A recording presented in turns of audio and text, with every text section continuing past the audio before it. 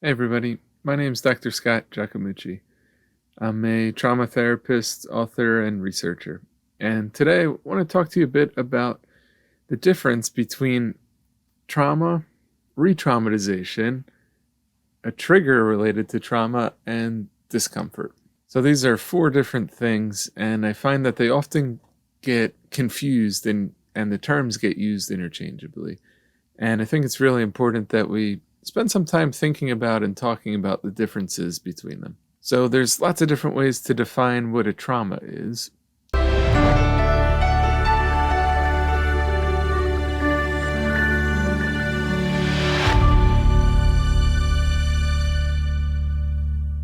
And I think the simplest definition is that it's the wound that results from any event or experience that overwhelms our ability to cope.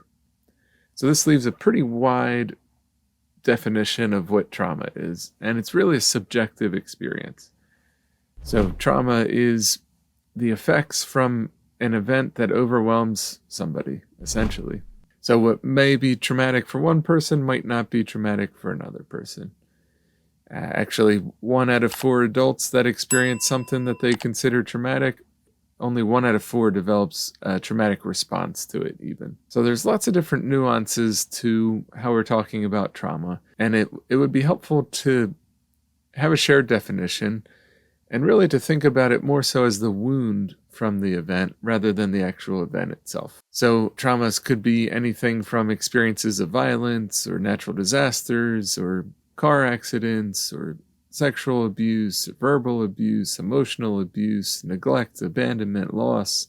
Now, a trigger, the term trigger, is commonly used to describe when something that's happening here and now reminds us of a past traumatic experience and activates the feelings, sensations, thoughts, or even the images or visual pictures related to that past trauma. So it's almost like something that's happening here and now is triggering or activating that past traumatic memory within us. So the thing that triggers someone could be anything. It could be a facial expression that somebody makes. It could be the gender of an individual. It could be interacting with someone in a position of authority. It could be something they see in a movie or on television. It really could be a whole range of things. And I guess there's really an infinite number of possibilities of cues that could be triggering for someone if that specific cue or thing relates back to the initial trauma they experienced. Now, retraumatization, defined by SAMHSA, Substance Abuse Mental Health Service Administration, which created trauma-informed care, they define retraumatization as reliving stress reactions experienced as a result of a traumatic event when faced with a new similar incident. So retraumatization is when there's something here and now, some new similar disturbing experience or adverse experience that or even trauma that we have that results in us reliving and having reactions related to an original traumatic experience. So you can see how this is similar to what many people call a trigger, but different. The main difference is that retraumatization, the here and now thing that's happening that's triggering the past traumatic memory, is another new trauma or another new experience of adversity. Whereas when somebody's triggered, it could be a really benign or really something simple, something non-traumatizing that's happening here and now that's associated with the original trauma and activating that old memory. So these are the main differences between trigger and retraumatization. So retraumatization, here and now experience is happening, it's triggering a past trauma, and it's also causing additional harm beyond just the past trauma being triggered. So it's like a trigger plus a new trauma. That would be a way of thinking about retraumatization. Retraumatization often happens as a result of reenactments of past trauma, that maybe we have one type of experience of verbal abuse, for example, in the past, And then we find ourselves in relationship with another person that's verbally abusive. And so there's a new trauma that happens in the here and now, but there's also an activation of that old original verbal abuse trauma. So it's kind of like a double whammy of sorts. This sort of layered experience of trauma and re-traumatization is often what happens during complex trauma, which is when we're experiencing a similar sort of trauma again and again and again and again. Emerges as complex post-traumatic stress disorder instead of classic PTSD. So this specific piece about re-traumatization might be one of the reasons why complex trauma impacts us in different ways than shock trauma or one-time incident traumas. So re-traumatization is when the current trauma or adversity is activating the old trauma or adversity. And in some circumstances, there might be some sort of symbolic parallel between the current experience and the past old trauma.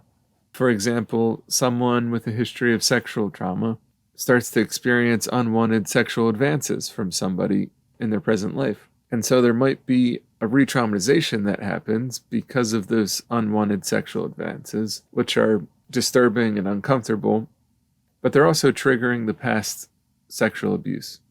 So this is another example of re-traumatization. So any kind of unwanted reliving of the past trauma that's done forcefully or without consent, like a judge in a courtroom or a therapist forcing you to talk about sexual abuse before you're ready to talk about it. These are things that could be re-traumatizing.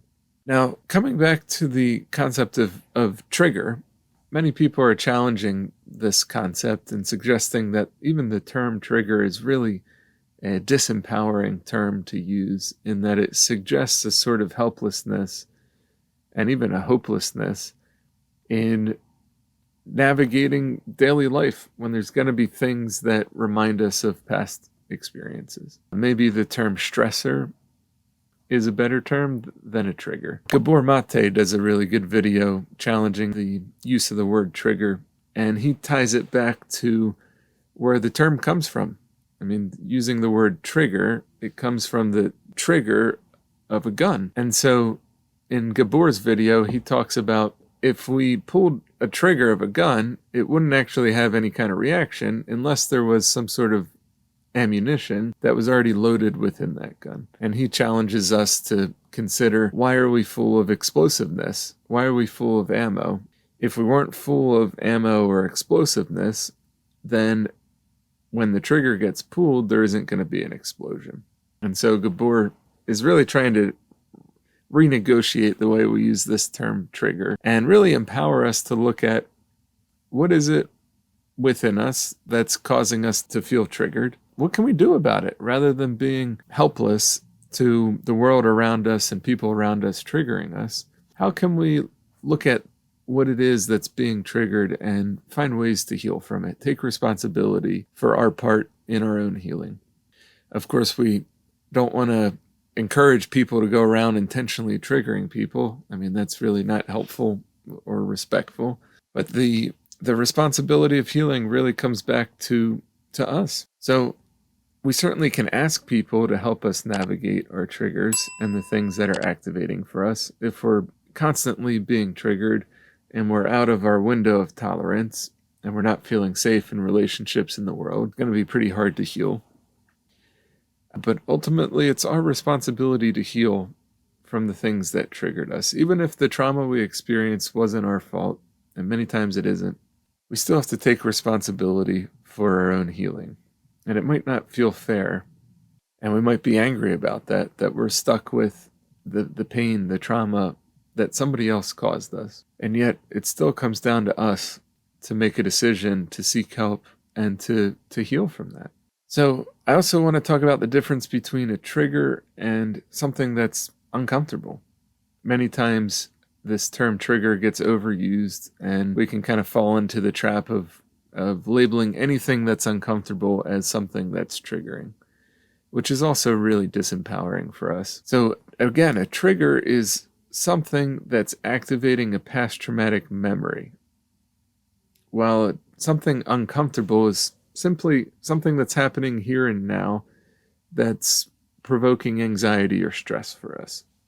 So there's certainly some overlap and some connection there. I mean, a trigger is also related to something here and now that's making us anxious or stressful. But the key difference is that a trigger, something triggering, is activating a past memory or the feelings, sensations attached to that past traumatic memory. So everything that makes us uncomfortable is not a trigger or not triggering us. We really have to challenge ourselves to lean into the discomfort rather than just dismiss everything as someone else triggering us, because that's not really empowering.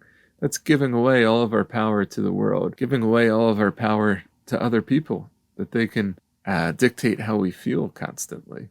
Of course, healing from trauma requires us to challenge ourselves a bit and to tolerate some discomfort in a safe way. We have to be within our window of tolerance in order to heal, which makes it really complicated, like navigating triggers and potentially traumatizing or re-traumatizing relationships, and really being honest with ourselves about what's triggering us versus what's just something that's uncomfortable. So I want to challenge us to be more conscious about our language rather than calling everything a trigger, to really reflect on, is it something that's just uncomfortable, or is it really something that's triggering a past traumatic event?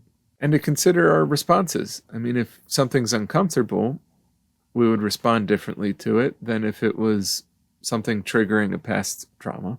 And the same goes for the person on the other end of the experience. Someone who's unknowingly maybe triggering a past trauma for someone. If we're aware that this is happening, we would respond differently than if we're in a discussion that's making someone uncomfortable. And there's real nuance to this that's even hard to talk about and hard to really differentiate. Of course, there's going to be lots of overlap between something uncomfortable, something triggering, and something re-traumatizing. I want to challenge us to really reflect on and separate these, and to not be calling everything uncomfortable a trigger. So again, the trauma is the wound from some sort of overwhelming event, whereas retraumatization is when we experience some sort of new trauma that's similar to that old trauma, that triggers that old trauma, but also causes a new wound. Separately, a trigger is when some sort of old trauma gets activated by something here and now. And discomfort is simply when we're experiencing something here and now that's making us anxious or stressful. Maybe a good rule of thumb in differentiating something uncomfortable versus something triggering would be to pause and reflect on, would the average person be uncomfortable in this situation? Or would the average person react or respond in the way that I'm reacting or responding in this situation? This might be a simple way of kind of taking some perspective on how we're reacting, how we're feeling, and considering if what we're experiencing is simply discomfort from something that's happening here and now, or if it's some sort of experience that's triggering some past feelings, some past memories from something that's unresolved for us. Either way, when we experience a trigger, although these can be really painful and uncomfortable and provoke anxiety and panic and pain and difficult memories, I mean, they're tough to deal with, tough to navigate, and even tough to talk about, to ask for help around. And at the same time, when we experience a trigger, it's also pointing us back to something that's unresolved for us. It's pointing us to a past wound that we need to take a look at, that we might need to take care of in different ways, that we might need to ask for some help around, that we might need to refocus our energy towards healing. So in some ways, the things that trigger us are illuminating additional work that we need to do on ourselves. So we can even change the way that we're thinking about triggers, that they're not just something painful and difficult, but they also can be something that point us to the next step in our healing even. So I'm curious what you think. Do you feel like the term trigger, the word trauma, are being overused sometimes? And are there ways that you could better reflect on how you're using these terms? Are there things that you've experienced that were really just uncomfortable that you were calling a trigger? Or maybe even the opposite, things that were really uncomfortable that you hadn't labeled as actually triggering past traumatic memories, when in reality they were. I mean, this video. So, what do you think? Do you think we're using the terms trigger and trauma too often?